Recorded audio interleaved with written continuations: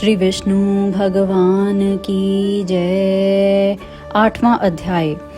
यमदूत कहने लगा कि तुमने बड़ी सुंदर वार्ता पूछी है। यद्यपि मैं पराधीन हूँ, फिर भी तुम्हारे स्नेहवश अपनी बुद्धि के अनुसार बतलाता हूँ। जो प्राणी काया, वाचा और मनसा से कभी दूसरों को दुख नहीं देता, वे यमलोक में नहीं जाता। हिंसा करने वाले वेद, यज्ञ, तप और दान से भी उत्तम गति को नहीं पाते। अहिंसा सबसे बड़ा धर्म, तप और दान ऋषियों ने बतलाया है। जो मनुष्य जल या पृथ्वी पर रहने वाले जीवों को अपने भोजन के लिए मारते हैं, वे कालसूत्र नामक नरक में पड़ते हैं और वहां पर अपना मांस खाते और रक्त पीप पान करते हैं तथा पीप की कीच में उनको कीड़े काटते हैं। हिंसक, जन्मांध, काने, कुबड़े, लूले, लंगड़े, दरिद्री और अंगहीन होते हैं। इस कारण इस लोक तथा परलोक में सुख की इच्छा करने वाले को काया, वाचा तथा मन में दूसरे का द्रोह न करना चाहिए। जो हिंसा नहीं करते, उनको किसी प्रकार का भय नहीं होता। जिस तरह सीधी और टेढ़ी दोनों प्रकार की बहने वाली नदियां समुद्र में मिल जाती हैं, वैसे ही सब धर्म अहिंसा में प्रवेश कर जाते हैं। ब्रह्मचारी, गृहस्थ, वानप्रस्थी तथा यति सभी अपने अपने धर्म का पालन करने और जितेंद्रिय रहने से ब्रह्मलोक को प्राप्त करते हैं। जो जलाशय आदि बनाते हैं और सदैव पांचों यज्ञ करते हैं, वे यमपुरी में नहीं जाते। जो इंद्रियों के वशीभूत नहीं हैं, वेदवादी और नित्य ही अग्नि का पूजन करते हैं, वे स्वर्ग को जाते हैं। युद्ध भूमि में जो शूरवीर मर जाते हैं, वह सूर्यलोक को प्राप्त होते हैं। जो अनाथ, स्त्री, शरण में आए हुए तथा ब्राह्मण की रक्षा के लिए प्राण देते हैं, वे कभी स्वर्ग से नहीं लौटते।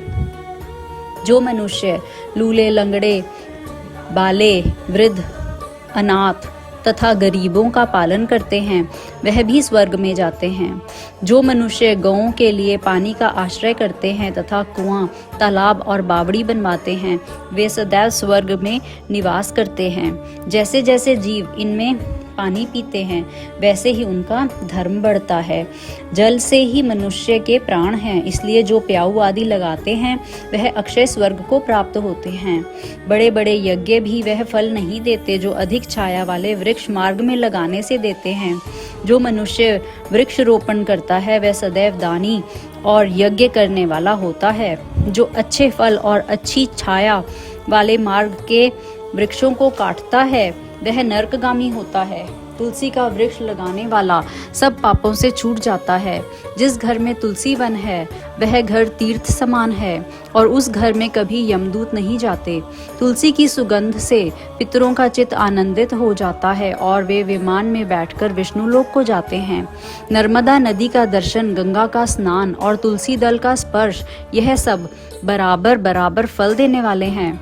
हर एक द्वादशी को ब्रह्मा भी तुलसी का पूजन करते हैं। रत्न, सोना, फूल तथा मोती की माला के दान का इतना पुण्य नहीं जितना तुलसी की माला के दान का है। जो फल आम के 1000 और पीपल के 100 वृक्षों के लगाने से होता है, वह तुलसी के एक वृक्ष के लगाने से होता है। पुष्कर आदि तीर्थ, गंगा आदि नदी, वासुदेव आदि देवता सब ही तुलसी में वास करते हैं।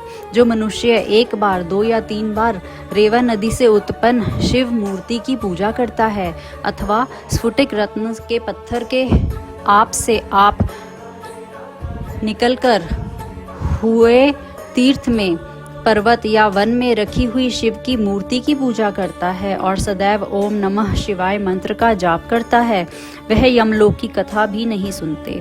प्रसंग, शत्रुता, अभिमान या लोभ से शिव पूजा करने वाले भी यम द्वार नहीं देखते। शिव पूजा के समान पापों को नष्ट करने वाला तथा कीर्ति देने वाला 3 लोक में और कोई काम नहीं है। जो शिवालय स्थापित करते हैं, वह शिवलोक में जाते हैं। ब्रह्मा, विष्णु और शिव का मंदिर बनाकर मनुष्य वैकुंठवासी होता है। जो भगवान की पूजा के लिए फूलों का बाग लगाते हैं, वे धन्य हैं। जो माता पिता, देवता और अतिथियों का सदैव पूजन करते हैं, वे ब्रह्मलोक को प्राप्त होते हैं। बोलो श्री विष्णु भगवान की जय।